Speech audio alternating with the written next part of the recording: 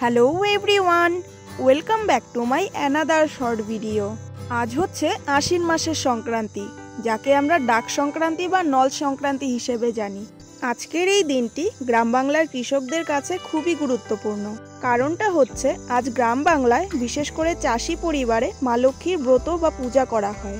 মূলত এই ব্রতের কারণ হচ্ছে হেমন্তকালে অলক্ষ্মীকে বিদায় করে মা লক্ষ্মীর আরাধনা করা। এই সময়টাতেই কিন্তু ধান গাছ থেকে ধান বেরোয়, আর ধানকে যেহেতু আমরা মা লক্ষ্মীর প্রতীক হিসেবে ধরি, তো অনেকের বাড়িতে কিন্তু আজকে লক্ষ্মী পুজো করা হয়।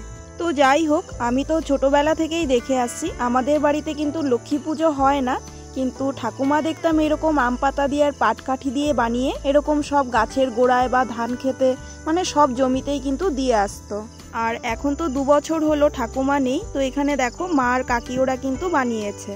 কোনো কিছুই করতে হয় না, মেথি নিয়ে মেথিটাকে আগে একটু রোস্ট করে নিতে হয়, তারপরে ওটার পেস্ট করে একটু সরিষার তেল দিয়ে একটু ভালো করে মেখে তারপর আম পাতার ভেতরে দিয়ে ওরকম পাটকাঠি দিয়ে বানাতে হয়। মাথার দিকটা একটু চেরা থাকে, আম পাতাটা একবার ফোল্ড করে ওই চেরা জায়গাটার ভেতর দিয়ে ঢুকিয়ে দিতে হয়, আর নিচের দিকটা একটু সরু করে কেটেছিল যেহেতু মাটিতে পোতা হবে।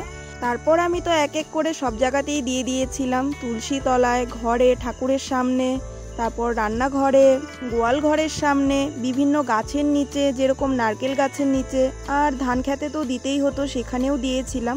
এনিওয়ে, আমাদের এই নিয়মটার সাথে তোমাদের কার কার মিল আছে অবশ্যই জানিও।